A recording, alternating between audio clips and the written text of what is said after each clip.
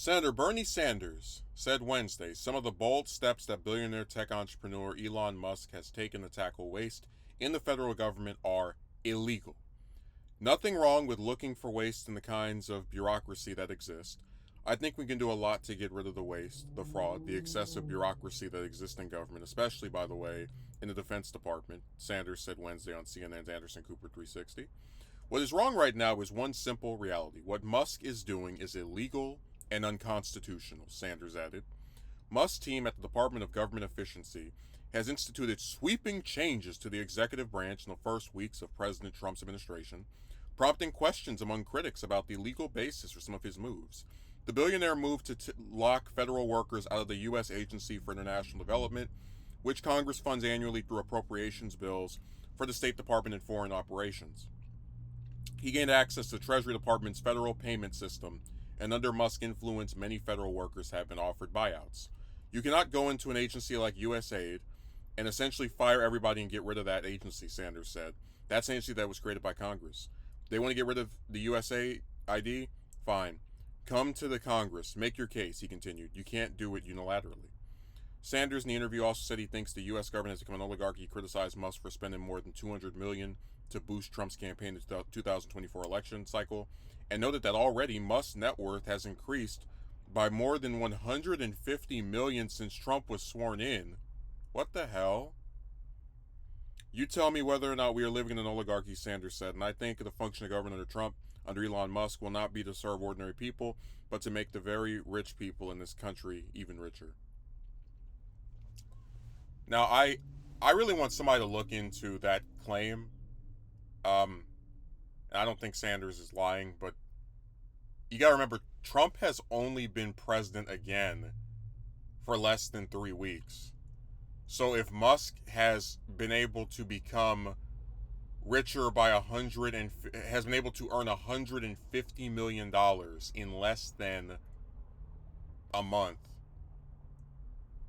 that is, I mean, like anyone who hears that cannot tell me that that's not just definitive proof that the rich are getting richer and the poor are getting poorer. But okay, putting that aside, what Sanders said about Musk is true. That you can't have this unelected billionaire sitting on this group being able to just decide, well, I don't like U.S. aid. Time for all the people who work there to not have jobs anymore. He shouldn't have the power to do that. And what's really sad about presidents is that, you know, sometimes, right, Congress can just be very against doing what you want to do, right? We saw with Obama, the Republicans were against him on pretty much everything. You know, this is something that has happened, you know, gridlock in Congress. But the way to get around that is not to take a person who's not even a cabinet member and have them try to gut some organization with, even though they have no legal authority to do so, and I guess just hope that Congress isn't paying attention that week, or they despise each other so much they can't come together to stop you. It's really just screwed, man. And the saddest part is that even though everything Sanders says is true, right? This is unconstitutional. You know, rich getting all this stuff is correct because of how much of a cult the GOP, at least in Congress, tends to be. There's a good chance that this stuff might pass. Like, what's really frustrating about, going to be really upsetting about the next 2 years, and we're already seeing it, is that Trump is going to, he knows he can't get a good chunk of his stuff passed through Congress if he needs 60 votes to, you know, get major bills and whatnot. So, like, you know, people are talking about him trying to get the Department of Education. He'll try to do that with executive orders, but he'll never be able to completely dismantle it because he needs a majority of the Senate and the House, and he's not going to get that. But, and not a narrow majority, the 2/3. But what kills me, right, is that because they don't want to, like, deal with actually trying to get legislation passed to, you know, supposedly reform these organizations, they're going to just keep doing these executive orders and again, these unelected people who just wake up and who really their only claim to any power is that they're rich. Like, Trump didn't pick Musk or Ramaswamy or any of these other pricks because they're so brilliant. No, they're just very rich people that kissed his behind, and now they're, they get their payback. They get their kickback for their investment in this campaign. And it's just frustrating that the Democrats really don't have anything they can do here.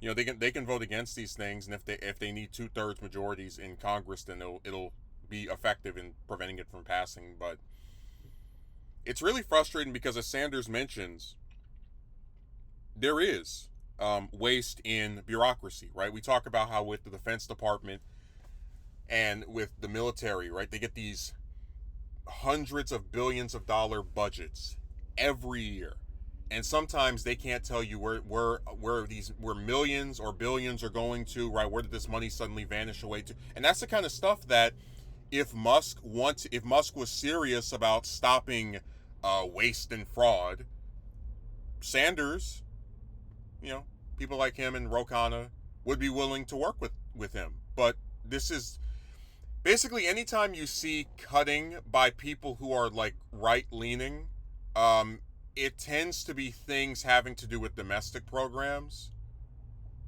and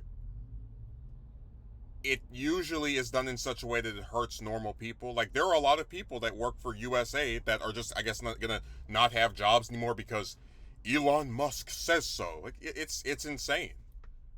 But yeah, it's another sad part of the already pretty lousy second Trump term, that there are things that people like myself can agree with him on, and instead of actually trying to work together on fixing some of these things, he'd rather just hand it off to an unelected person and try to go over to Congress because, dealing with senators and congressmen is icky, and it's way easier to just sign papers and tell this other person to try doing something that's illegal.